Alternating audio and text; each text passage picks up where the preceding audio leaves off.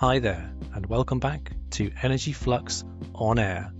I'm your host, Seb Kennedy, founding editor of Energy Flux, the independent newsletter analysing European natural gas markets and global geopolitics. But I must start this episode with an apology. It's been far too long since the last edition.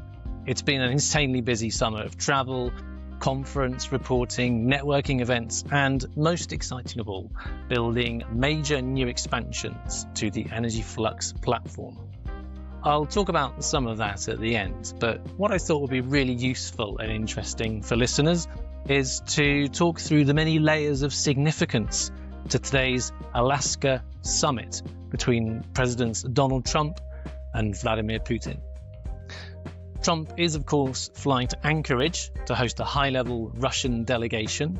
The American president said earlier in the week that he was, quote, flying to Russia, which is amusing because Alaska, lest we forget, used to be Russian territory until Emperor Alexander II sold it to the United States in the year 1867 for the princely sum of $7.2 million. That's about $160 million in today's money. It's a real steal because if you put it in perspective, the GDP of Alaska is today about $70 billion.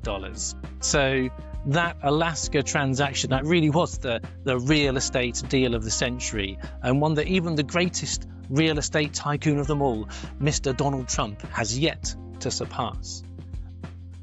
Maybe I'm being premature. Maybe Trump will pull off a phenomenal deal. All the indicators are that some sort of land swap deal could be on the table. But this is a deal that would be phenomenal for Russia and probably absolutely terrible for Ukraine, which by extension means terrible for the security arrangements of the whole of Europe.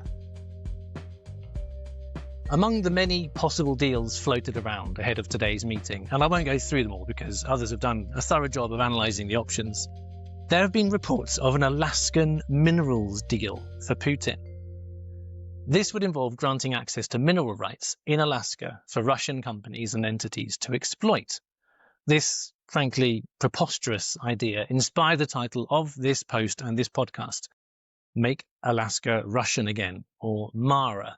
It's kind of catchy, don't you think? Well, you heard it here first. Anyway, Vladimir Putin didn't invade Russia in order to extract Alaskan mineral rights out of the White House. No, he wants Ukraine itself. Now, nobody knows what Trump will do, least of all himself, sometimes it seems. But he might offer major territorial concessions from Ukraine in return for a ceasefire. A pause in hostilities is obviously not in Ukraine's interests, because by definition, it means a subsequent resumption in Russian aggression somewhere down the line, unless further concessions are made to Moscow. It really would be quite phenomenal for an American president to make such a concession in return for allowing Russia to regroup and rearm before continuing its mission to take the whole of Ukraine by force. But that is the grim reality we could be looking at. The other major lever at Trump's disposal is sanctions relief, or the flip side of that, tightening of sanctions against Russia. This is where it's particularly relevant to energy markets because traders and market participants are trying to price in the likelihood of a relaxation of the Biden-era Russian sanctions regime, which currently, among other things, prevents the Arctic LNG-2 liquefied natural gas project in Siberia from operating at full capacity. Those measures are inhibiting LNG export logistics by constraining Russia's access to cryogenic vessels and deterring buyers from off-taking LNG from the plant. So relaxing those sanctions would allow Arctic LNG-2 to ramp up output and offload gas or liquefied natural gas that it's already produced, which is in storage, which nobody wants to buy, because they would potentially be slapped with sanctions. If that gas could reach the market, it would augment an already enormous wave of new LNG supply that is literally starting to break onto global gas markets as we speak.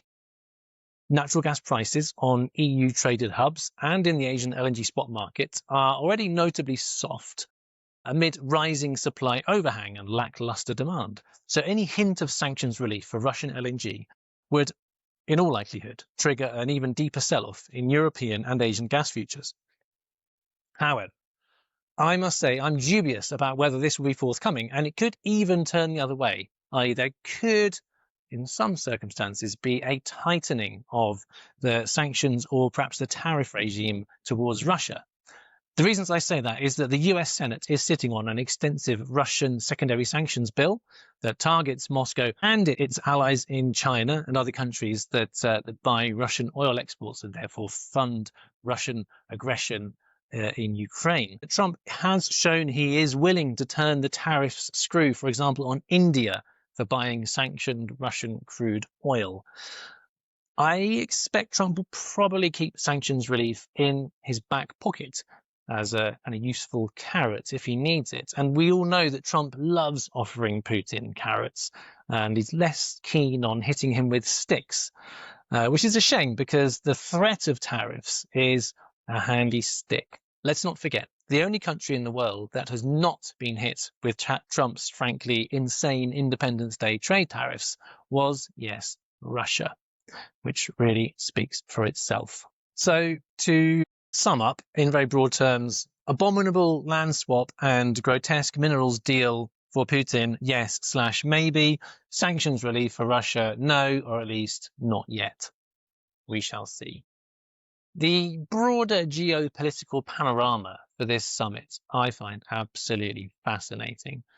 And the reason I say that is that Armenia and Azerbaijan signed a landmark peace deal just this past weekend. It feels like a lifetime ago, but it's literally only about 6 days ago. The presidents of both of those countries flew to Washington for the signing ceremony and said they would nominate Trump for the Nobel Peace Prize, the prestige award that is coveted by the world's most powerful narcissist. The peace deal is hugely significant for Russia, perhaps more than anybody else, because for decades, if not centuries, Russia was the guarantor of Armenian security and the undisputed great power that had the final say over regional affairs in the South Caucasus. So for Trump to come along and broker a peace deal between two ex-Soviet states that have been at each other's throats pretty much since the fall of the Soviet Union and are fresh out of an incredibly bloody war over the Nagorno-Karabakh region is quite an achievement. And the fact that Trump enters the Alaska summit with the ink on that peace accord barely dry will be a great humiliation for Putin. While Russia has been distracted, waging a war of aggression in Ukraine, and a futile one at that, Trump has achieved peace in Russia's own backyard. It's quite the contrast, isn't it? Trump the peacemaker, Putin the warmonger. Anyway, there is one important unresolved element of the Armenia-Azerbaijan peace accord, and that is the thorny question of how to manage what is known as the Zangezur Corridor. Now, if you're not familiar with this, then go find a map of Azerbaijan. You will see it is split into two. There's what's known as mainland Azerbaijan, which borders the Caspian Sea, which I visited on a reporting assignment for Energy Flux just a couple of months back.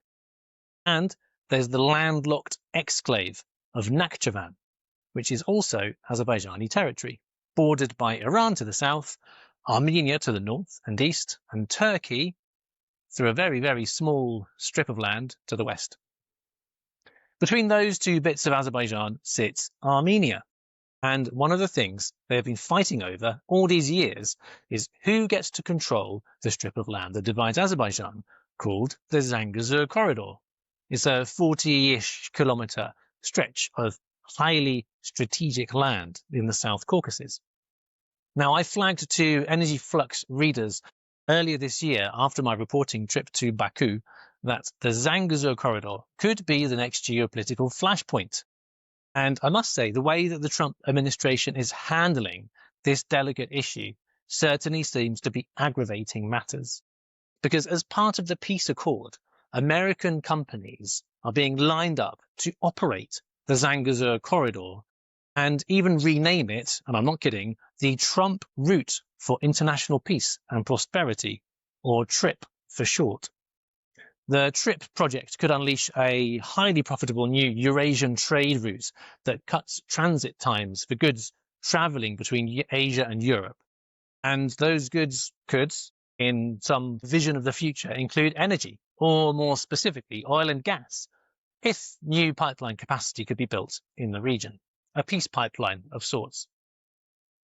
That prize is still a long way off, but what's most telling in all of this, which I gleaned from talking to one of my regional diplomatic sources this week, is that Trump's man in Istanbul, Tom Barrack, the US ambassador to Turkey and special envoy to Syria, Tom Barrack, he proposed a 100-year lease of the Zangezur Corridor to the US in order to make this trip route fantasy a reality.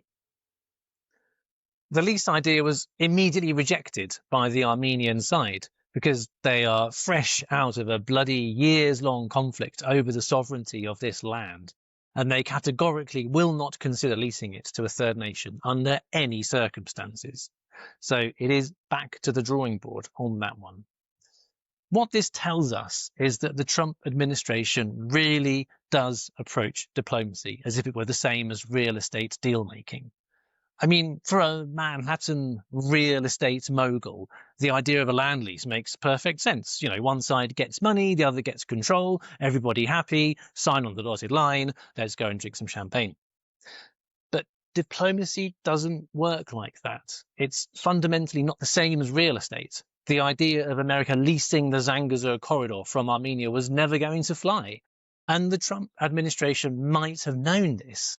And Tom Barrack, the ambassador, might have avoided making a fool of himself in these talks if the US side had approached the matter from a diplomatic angle, rather than the sort of transactional attitude of hip-shooting real estate big shots. So it's worth adding also that this sort of expertise and diplomatic insights would have been more readily available to the Trump administration if they hadn't gutted the National Security Council earlier this year in their attempt to purge government of anyone who is not blindly loyal to the president. But I digress. This is really, in the grand scheme of things, a minor detail because the Armenia-Azerbaijan peace deal still stands, and it will be a major irritant to Vladimir Putin as he seeks to push home his advantage in Ukraine, in the form perhaps of a sweetheart deal brokered by Trump, the great peacemaker, or should that be the great appeaser? And all of this is before we even get into the topic of Russian pipeline gas supplies to Europe, which could also come back onto the table at some point during the quote-unquote peace process, regardless of the European Union's dogged determination to ban Russian energy imports from 2027. But that's a topic and a level of detail that I do not expect to be discussed in today's high-stakes Alaska meeting. So we'll soon see what sort of ghastly giveaway comes out of Anchorage today. And I will be tuned to the news wires and probably dipping into social media to share a few thoughts as things unfold. Now, before I sign off, as I mentioned at the start, I just wanted to bring listeners up to speed on what's been a real non-stop summer of growth and development for Energy Flux. Aside from that really very memorable reporting trip to Azerbaijan, which produced a scoop in the Telegraph, a big Q&A with a very senior executive from Azerbaijan's state oil and gas company SOCAR, and a very long multimedia report of Baku Energy Week. Apart from all of that, I've also been busy developing the Energy Flux platform itself. So it evolved from being just a newsletter hosted on the Ghost open source platform to something of a kind of community system or ecosystem. I've launched the Energy Flux Exchange just a couple of weeks back. This is a members-only discussion forum hosted on Discourse, which is another open source platform. And free readers have access to the Flux Exchange, limited access, I should say, while paid subscribers unlock special private channels to discuss the ins and outs of the market and to have sort of back channel editorial conversations and shape the direction of the Energy Flux newsletter. So there's this kind of symbiotic community relationship with the newsletter, which is very exciting and very much in its earliest embryonic stages, but promises great things down the line. Now, the Flux Exchange is special not just because of that, but because within Flux Exchange, within the forum, is hosted a new product called Flux Briefing, That is an AI-generated daily news update on energy markets with a special focus on natural gas, LNG, and geopolitics, my favorite topics. And the briefing was developed in partnership with a very sophisticated AI developer called SentryDot. And it's remarkable. And I speak honestly and from the heart here that it's becoming now my go-to source of news. Because every morning about 6 a.m. UK time, then the AI monitoring tool that SentryDoc has developed and configured for Energy Flux, it puts out this very eloquent, very concise briefing with lots of embedded headlines and well-crafted narrative that links together developments happening both in like kind of infrastructure, investment, prices, geopolitics, everything that could kind of essentially shape the market or shape market sentiment over the coming days, weeks, months, or even years. It's a short read, but it's kind of very dense and very, very high value. The great thing, if you're listening to this and you're not already getting Flux Briefing, is that it's free. So all you have to do is go to www.energyflux.news, sign up for a free account, and then head on over to the Flux Briefing, which is hosted on the Flux Exchange. And there are links on the website to all of those things. Now, as if that wasn't enough, I've also been developing the core product, which is the newsletter itself, and some fairly sophisticated data tools that help Energy Flux subscribers understand where the European gas market is heading.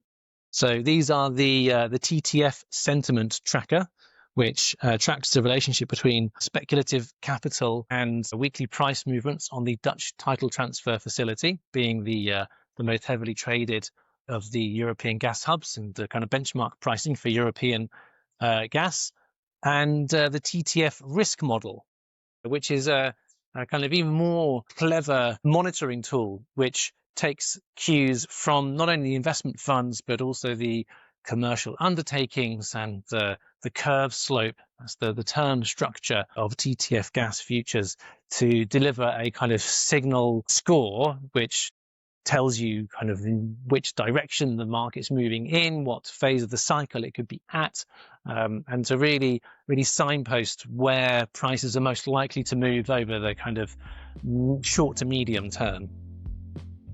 And both of those things, the TTF sentiment tracker and the TTF risk model, they are the two core planks of the chart deck. And that's a newsletter piece that I publish in Energy Flux every week or every 2 weeks, depending on how much market movement has been. These two tools, the tracker and the model, both of which are in the chart deck, they provide decision critical signals about market sentiment, directionality, momentum, and how each category of market participant perceives and prices risk on the Dutch TTF from 1 week to the next. So like I said, head on over to www.energyflux.news for more information on all of that. And if you want to get ahead in these crazy markets, then take out a free trial of the premium product, Energy Flux. Thanks for listening. See you next time.